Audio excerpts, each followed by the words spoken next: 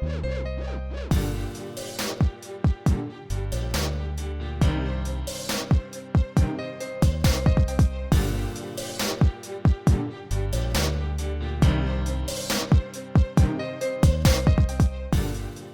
this is Nev Lapwood from Snowboard Addiction.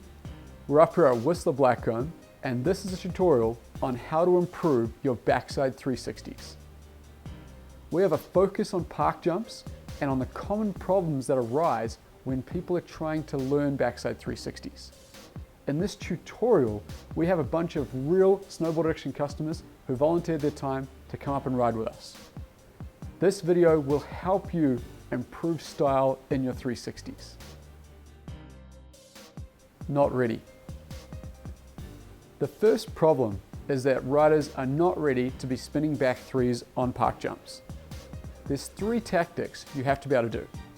One is traversing across on your toe edge and jumping a backside 270 off nothing. The second is being able to do confident backside 360s on side hits like this. And the third is being able to do clean backside 180s on small park jumps, the jump that you're going to try the backside 360 on, and even better if you can do it with a grab. If you can do these three steps, then you are ready to do backside 360s on small park jumps. If you can't, go and practice these three tactics and watch our other tutorials on spinning backside 360s. That will help to get you ready.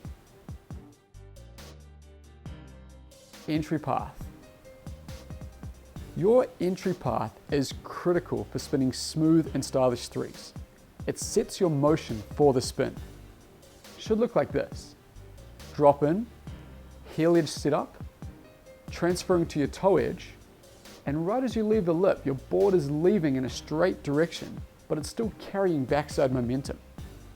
We cover this in more detail in our 360 tutorials. Now, knowing the technique is easy, but being able to execute and time it perfectly takes a lot of practice. The most common problem is that riders tend to set up too early.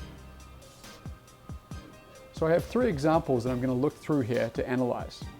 This first one, the guy does his heel edge sit up, then he does his toe edge sit up, but you'll notice he's kind of finished that whole entry path about 2 or 3 meters before the lip. Now that means he kind of has to go almost straight towards the lip. And when he goes off the jump, he isn't able to transfer that momentum into his backside three. If he moved his whole entry path closer towards the lip, he'll be able to clean out and smooth up his backside three. In the second example, the guy rolls in, does his heel edge sit up carve, transfers to his toe edge sit up carve, but again you see that he's finished his sit-up about 2 or 3 meters before the lip. What happens here, he continues his sit-up around on his toe edge, and this position is a little bit awkward because you can catch your heel edge sending you off the jump backwards, or you can get sent off in this direction and hit the knuckle of jump, which is what happens in this scenario. In this third example, the guy doesn't really have an entry path. He kind of just rides in straight and he hucks a back three.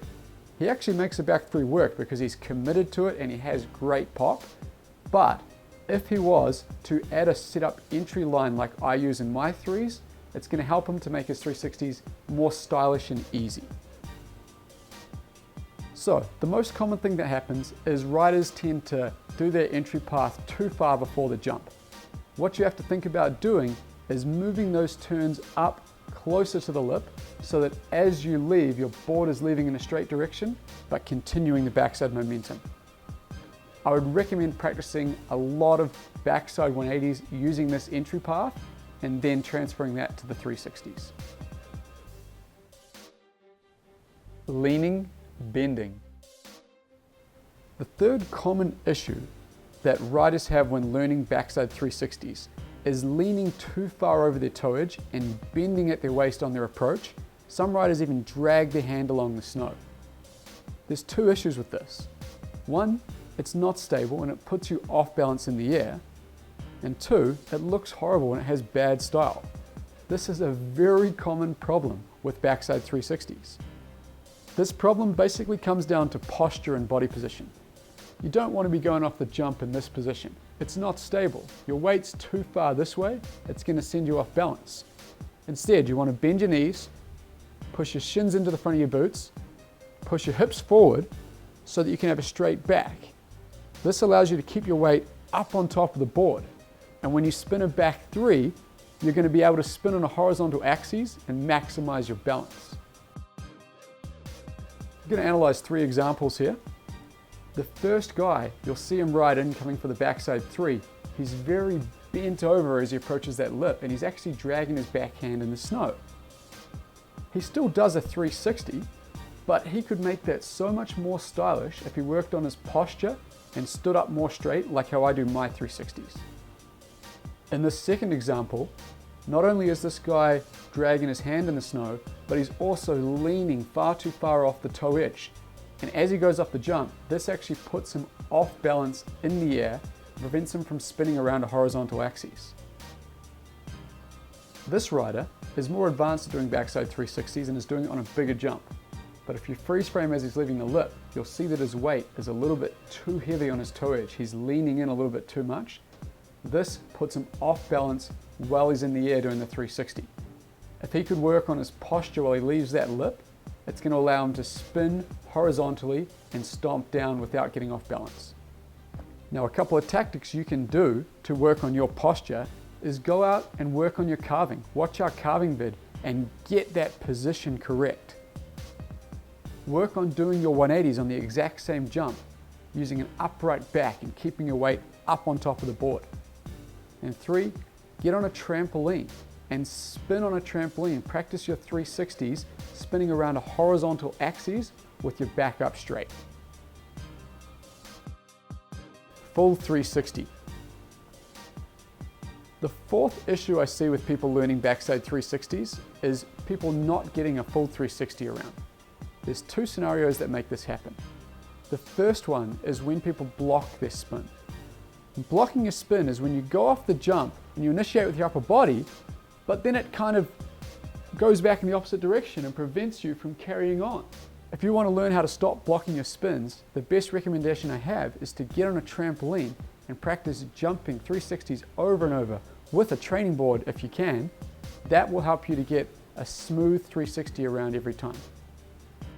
The second scenario is not getting enough tension off the lip, not committing to your 360, not getting enough speed or pop. When learning a 360, you're going to be on a pretty small jump, so the amount of tension you use is very similar to what you'd use on a side hit, quite a bit. Take a little bit extra speed and really use that strong pop. The harder you pop, the easier the spin is going to come around. It also helps you to be more compact and gives you better style. Messy spin. The fifth issue is doing a messy backside 360, not a smooth spin. This can happen if your legs are too straight, maybe your arms are waving in the air as you do the 360, sometimes your upper and lower body are spinning at slightly different times. In general, the smoother you do the 360, the more stylish it's going to be. Now, the first tactic I have to smooth out your 360s is get on a trampoline. The more you practice on a tramp, the more you're going to feel what it's like to have your body rotating together. If you can get yourself a training board or make your own one, it's going to help you a lot. The second tactic I have is learn to grab your spins. When you grab your spins, it ties a connection between your upper body and lower body. It stops you from having straight legs while you're in the air, and it stops you from waving your arms. It can be difficult to add grabs when learning spins, so master your grabs on straight airs first and on your 180s. Then practice grabs on a trampoline. Learn backside 360s with all the different grabs. If you're having trouble grabbing your 360s on the mountain, then you can try grabbing the sides of your pants or even just holding your hands at the side of your legs. That's going to stop you from flailing your arms around. However, it does look kind of awkward. What I would recommend is, even if you can't get the grab, just try reaching for the grab. It's going to help you to bring your legs in, and it's also going to stop your arms from flailing, and a lot of people are going to think you did a grab even if you didn't get it. Summary. clean backside 360s are a fundamental trick in freestyle snowboarding, and everyone should learn how to do them. Get out there on the mountain with a buddy and film your riding. Analyze it, spot your issues, and do your best to fix them. This tutorial has covered the 5 main issues that happen when people are learning backside 360s. If you can master them, it will help you add extra style to your spins. I'm Nev Lapwood from Snowboard Addiction. Our goal is to improve your riding.